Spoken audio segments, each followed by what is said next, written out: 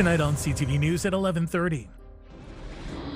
Trade talks fall apart between Canada and the U.S. Until Trump's gone, I won't buy anything American if I don't have to. We'll have more on the reaction from across the north as Canada prepares retaliatory measures.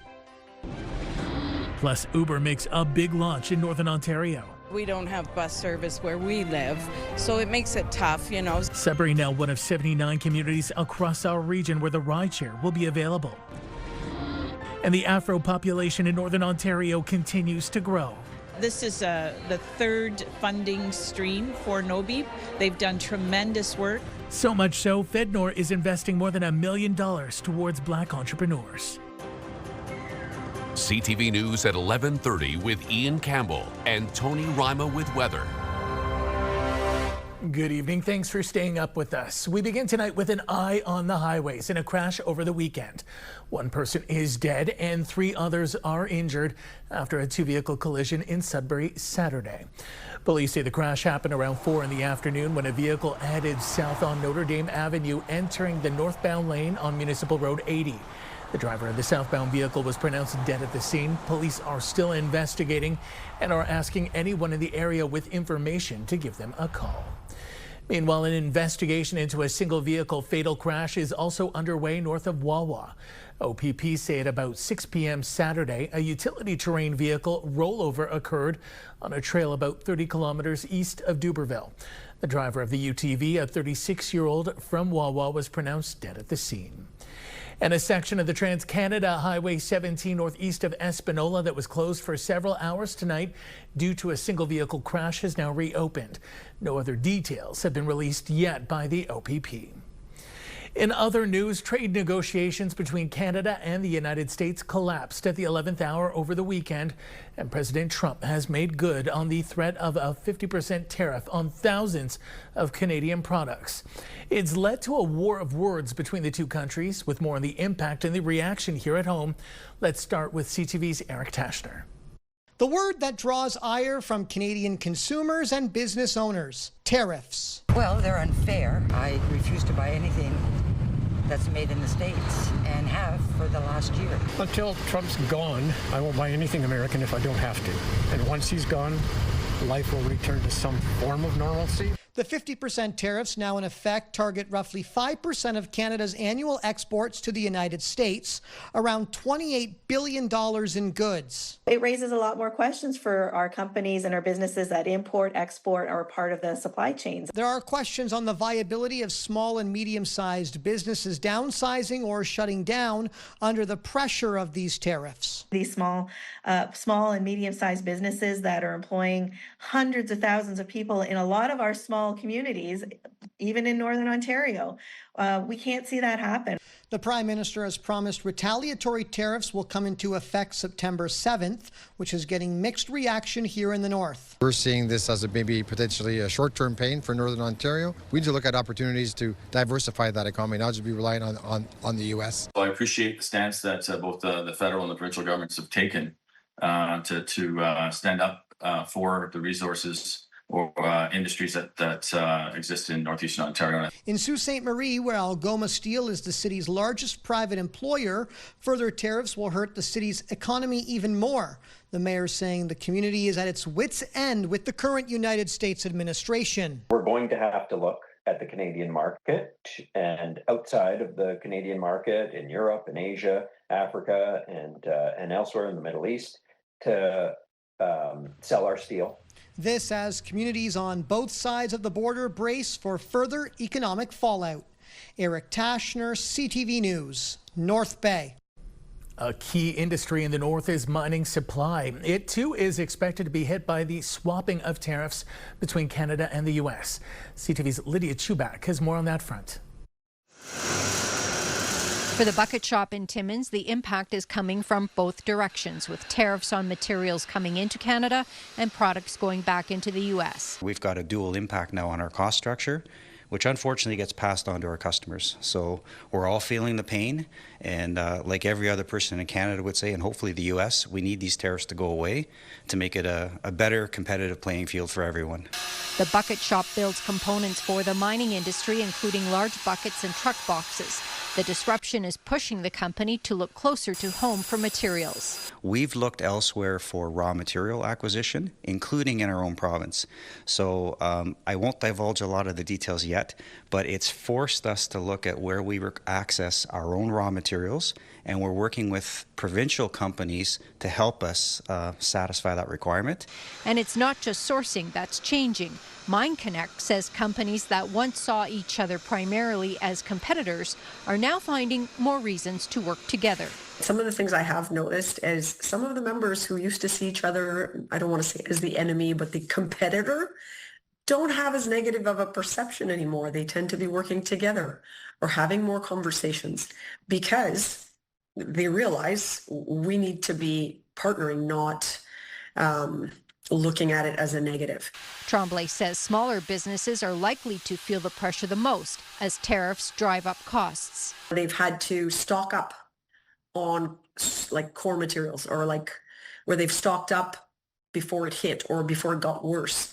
But that means they also need more space. So they've had to purchase land or put a new building up. With Canada's countermeasures set to take effect September 8th, officials say the industry is now waiting to see what support will be available to help businesses weather the uncertainty. Lydia Chubak, CTV News, Timmins. Premier Ford has told the U.S. president to bring it on as the federal government prepares retaliatory measures. CTV's Mike Walker reports. I've dealt with guys like you my whole life. And guess what? You all become losers because you're a loser. Tough talk from Premier Doug Ford directed at the U.S. president amid the escalating trade war. You know, your own people, President Trump, don't even like you. And they're going to speak loud and clear when it comes to the midterms. The U.S. president is now threatening to increase tariffs on vehicles, auto parts, and steel to 50% in January in response to Canada's dollar-for-dollar match to 50% U.S. tariffs now in effect on $28 billion worth of Canadian exports. We're going to fight with everything we have. The federal government is set to reveal its retaliatory tariffs Tuesday. The premier said all options are on the table. As for the electricity, everything's on the table. Critical minerals, everything's on the table. The war of words between the U.S. president and the premier escalating this afternoon. While Ford was speaking in Hamilton, Trump took to social media, calling Ford the less charismatic, intelligent, and unimpressive brother of the late, great Rob Ford, going on to call Prime Minister Carney governor and Ford his flunky. The post coming hours after Ford went off on President Trump on News Talk 1010. Well, he can kiss my ass as far as I'm concerned. We're going to go at him full steam. The premier's response to Trump. And you think an insult from him hurts me? Well, bring it on, buddy. I'm ready. He should put his money where his mouth is. The opposition is calling on the premier to immediately recall the legislature to pass an emergency relief bill. Doug Ford talks really tough, you know, in moments like this, but we haven't seen real action. A call for dismiss while announcing an expansion of a program to support workers and businesses affected by tariffs. Mike Walker, CTV News. Here in Northern Ontario, we will soon be going to the polls. Municipal election campaigns are officially underway across the north as the deadline to submit names to the ballot has come and gone. When it comes to the mayoral races, official candidate lists have been released by the large cities across our region. Let's take a look at those now as we present the names on the ballot in alphabetical order. In North Bay, there are 5 candidates for mayor: Connor Curry, Melanie Demers, Maggie Horsfield, Jamie Lowry, and Daniel Seguin. 8 candidates are in the running in Greater Sudbury: Joseph Boutros, Troy Crowder, Bob Johnston, Paul Lefebvre, Michael McIntosh, Keenan Menard, Rodney Newton, and Miranda Rocca-Chircurcelli. In Sault Ste. Marie, there are 5 candidates: Josh McNally, Selva Razaya, Joel Roswell, Matthew Shoemaker, and Matthew Toffelmeyer. Timmins will see 6 candidates running for mayor: Michelle Boileau, Robert Boucher, Nathan Boulay, Rob Knox, Lawrence Martin, and Chris McNeil. And Thunder Bay has the most mayoral candidates at 10. Donald Baxter, Maureen Kamutsi, Peter Mark, John Dietrich, Trevor Girtuga, Shane Judge, Volko Krom, Peter Panetta, Aldo Roberto, Wolfgang Schur, and Doug Vincent. Thunder Bay and North Bay are running without incumbents for the mayor's set this election. And as we get closer to voting day, we'll take a look at the races every Wednesday as part of our ongoing coverage. Municipal election 2026 will air as part of our 6 o'clock newscast every Wednesday until October 26th. Learn about the candidates, the issues, and the election process each week, and keep up with the latest information on the election through our dedicated webpage at ctvnewsnorthernontario.ca/election 2026. Time now for a short break here on CTV News. Coming up, Rick, we'll have our full weather forecast. For now, we'll look at the current conditions, and it is cooler than it has been as of late. That rain probably not helping things. We got clear skies in Chapleau, Elliott Lake, and Gore Bay. We'll have details after the break. When you see it happen, send it to CTV News. Text 10400 from your screen to ours. Text 10400. Let's begin with the good news. We get a bit of a break from the precipitation that we endured Friday evening, Saturday, Sunday, and part of Monday. We've got some sunshine in the forecast come Tuesday. We'll take a look at those numbers here momentarily. You see that system, high pressure moving in for just one day only. Low pressure back on Wednesday, early Wednesday morning, continuing over the better part of the day. And again, more rain in our forecast. Let's check out our 7-day forecast now. Sun and cloud in Sudbury, probably by around noon, 24 the high, some cloud and fog in the morning. Wednesday, Thursday, Friday, chance of showers, 60, 40, and 30%.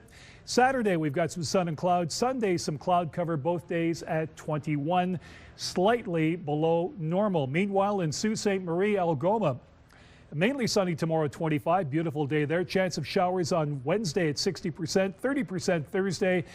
Friday, Saturday, some sun and cloud both days, 20, 21. Chance of rain on Sunday. Normally, you should be sitting at around 22 this time of the year. Things are looking up in Timmins for tomorrow. Timmins, Cochrane, Kapuskasing. Cloud clearing, 24, should be a nice day. Chance of showers Wednesday, Thursday, and Friday at 60, 40, and 30%, just like Sudbury. Couple of days of cloud cover Saturday, Sunday at 20.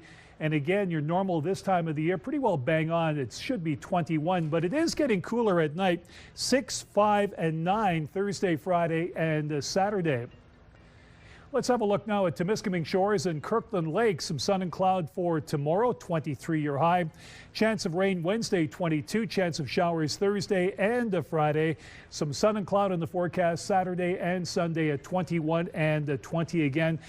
Near normal for this time of the year, which is 21, but some cooler nights ahead. North Bay, West Nipissing. We've got some cloud clearing. For tomorrow, 24 on Wednesday, 60% chance of rain. Thursday, Friday, 40 and 30% at 21 and 20. Saturday, 22, some sun and clouds. Sunday, we've got cloud cover really at 21 degrees, and that's pretty well near normal for this time of the year. So, Ian, we're both coming off some time off. In the last week, it rained on the weekend. Sunny tomorrow, back to the showers Wednesday. Mea culpa. Back to you. Thanks so much, Rick. Ride-sharing giant Uber has officially launched in northeastern Ontario, making it the first operator to go live under a new provincial framework. CTV's Angela Gemmell reports. Rider Zero.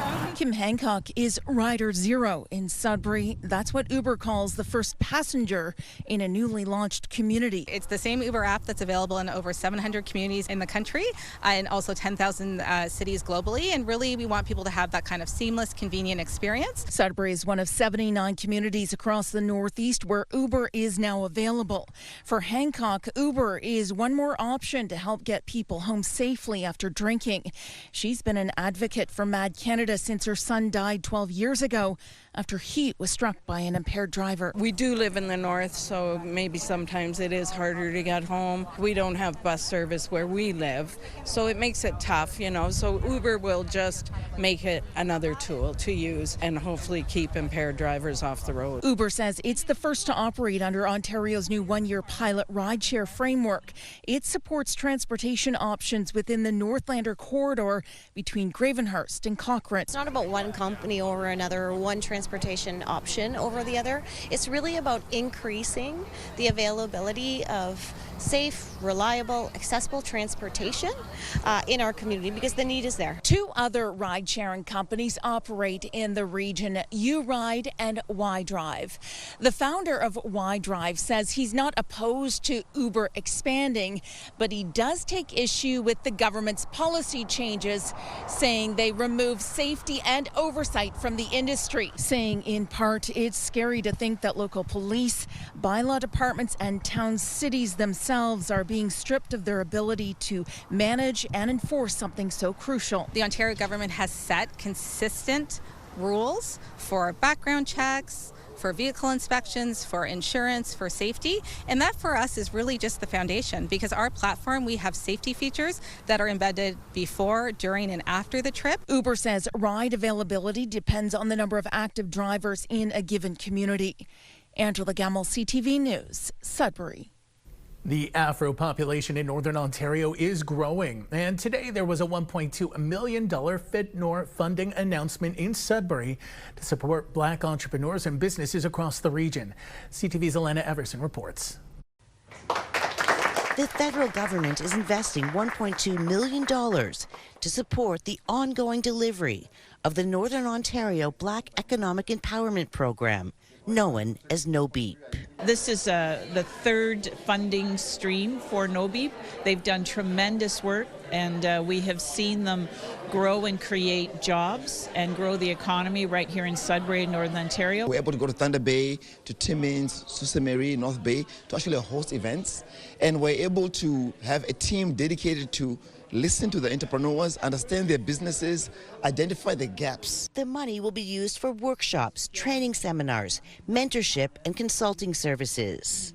Since beginning 5 years ago, No Beep has assisted over 200 Black entrepreneurs across Northern Ontario. I offer training and consulting to organizations who want to work with the Black community, schools, hospitals, other community agencies, and No Beep really helped me to clarify my idea, build a business model, canvas, launch it successfully. When you are in a new country like Canada, just having someone you can talk to give you support, to give you words of encouragement and guidance on how to start up a business. The funding ensures the ongoing delivery of No Beep programming until 2030. The number of businesses that have grown because of this program over the last number of years is significant. The fact that this funding will be lasting for a number of years now gives that certainty of those investments that contribute a lot to our economy. Officials with FedNor say the funding will create 25 new business startups and support the modernization and expansion of 40 more. It will also provide various training opportunities to 1,000 participants. Alana Everson, CTV News, Sudbury. With August in full swing and fall just around the corner, the Elgin Street Mission is looking ahead to a busy autumn in downtown Sudbury. The mission's director says while volunteer numbers typically dip over the summer months, the need for hot meals has remained high. As the mission prepares for the fall rush, it is urging community members to get a head start on filling up autumn volunteer rosters. You can sign up as an individual, group, or business through the Elgin Street Mission volunteer portal. It's a great place to serve, to be around a table, working together, and of course meeting one of our community's biggest needs. But it's a great opportunity for corporations to come as well. We have businesses that come and serve together once a month, so it's one of those opportunities that you can serve as a team, serve as a church, serve as a family. Those interested in getting involved can visit the Elgin Street Mission volunteer portal or contact their team directly. Still ahead tonight on CTV News. A Northern Ontario Legion is flying a new veterans flag. We'll have more on the significance after this.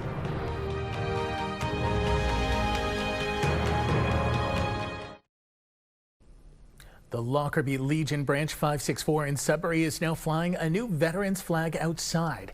CTV's Madison Mary was at the flag raising ceremony this afternoon and tells us more. A flag was designed by a veteran to represent all veterans. I did some research and found that Canada does not have an officially nationally recognized symbol for all Canadians, Canada's military veterans. So I thought, well, why don't we have one? Why can't we have one? So I designed one. It just seems so important that they have their own flag. And we hopped on it right away. Smearden is from Barrie, where the first flag was raised, but Sudbury was quick to support his mission with the purchase of flags and $500 donation. Ultimately, who will benefit from this is Canadian veterans. So I'm sure Kent talked about the 460,000 Canadians that are registered as veterans as of the 2021 census. So we've got a lot of flags to move and a lot of pins to create, and that costs a lot of money. Smearden says the flag sales will support giving a free pin to every Canadian veteran across the country. For those service members who do not serve for 12 years, they don't get anything to wear on their person that says to the public at large that I serve the country. And so this lapel pin hopefully will fill that need. What we'll be doing is purchasing another pole to put the Ontario flag up. So we'll have the Canadian flag, the Ontario flag, and the Veterans flag. So it'll be permanent, yes. Smearden says he hopes to see the flag recognized nationally and by the federal government. I told that to the Legion Branch 564 today, that I will, when I go back to Ottawa, will be pushing to have this flag raised on Parliament Hill where it can fly. In the meantime, it will continue to fly here in the city. Madison Marier, CTV News, Sudbury. Lakes are a critical source of water, but blue-green algae can make that water unsafe. Now, a University of Laval professor is testing new technology that could solve the problem. CTV's Anastasia Dextrine explains. It can turn clear lake water into murky green, but blue-green algae is more than just an eyesore. It's pretty dangerous, especially for, of course, vulnerable people, young children, older people, and also for animals, basically. Blue-green algae is also known as cyanobacteria. It's found naturally in lakes, rivers, and ponds. University of Laval professor Céline Vanicot says it can be hazardous when poorly maintained septic tanks and runoff cause phosphorus in the water to build up. That can cause skin problems, but also like digestive problems, diarrhea, vomiting and things like that. So we cannot swim, but also we use a lot of lakes basically for drinking water production. So of course that is a threat for our drinking water production as well. With 88% of the country's drinking water sourced from lakes and rivers, according to the Nature Conservancy of Canada, blue-green algae is a big concern. That's why Vanicot is helping to clean it up. At Lake St. Augustine, she's removing the nutrient that fuels the bloom. What we are doing is pumping the water from the lake here through this tube. The water will then enter this column, and in here we have the resin material that absorbs the phosphate, so the phosphate will stick to it, and then the clean water goes back out, so we have another tube that basically returns to the lake. The device is attached to two computers. They allow Vanicot to track phosphorus levels from home as it pumps. She says the next step is scaling the project up, and the interest from cities is already there. Gabrielle Roy-Grégoire from Au Secours says she's not surprised. It's a really big burden that municipalities have, which is to treat drinking water or treat fresh water to make, produce drinking water, and also to treat wastewater before it's back into the environment. She adds this could be the answer as advocates push to reduce pollution at the source. Anastasia Dextrine, CTV News. Finally for us tonight, pro wrestling action is returning to Kirkland Lake this week as local fans prepare to gather for a big night in the ring, and all for a great cause. Rock Solid Wrestling is set to bring its annual Shake the Lake event back to the Northern College Gym on Saturday, August 29th. Now in its fourth year, the fan favorite showcase brings heavy hits and high energy entertainment, with proceeds directly benefiting community living Kirkland Lake. For the athletes stepping into the ring, we're told the Northern Ontario crowd makes every match memorable. I remember I was still pretty new to wrestling when I actually came out to the crowd the first time, and I went out and I was like, holy, like you can, the noise that happens and the people and the support, and everyone up north is so kind. Whether it's coming up just to give you a fist bump at the merch table, it's a moment you'll never forget. Inevitably, after every single show, somebody comes up to me and says, I don't like wrestling. I don't watch wrestling. I'm here for my kids or for the charity. But this was so much fun. Please come back next year. Pro wrestling is theater for Shakespeare for the masses. Pro wrestling is Shakespeare for the masses. And It is for everybody. It is the kind of experience that you can't get anywhere else. Sounds fun, and what a great cause. Doors open at 6 p.m. Saturday. That takes us to the end of our newscast this Monday night. For the latest news anytime, remember you can head to our website, ctvnewsnorthernontario.ca. We're also on YouTube now. Search for CTV News, and once you're there, find the Northern Ontario feed, and don't forget to click subscribe. Thanks for watching. I'll see you tomorrow. Good night.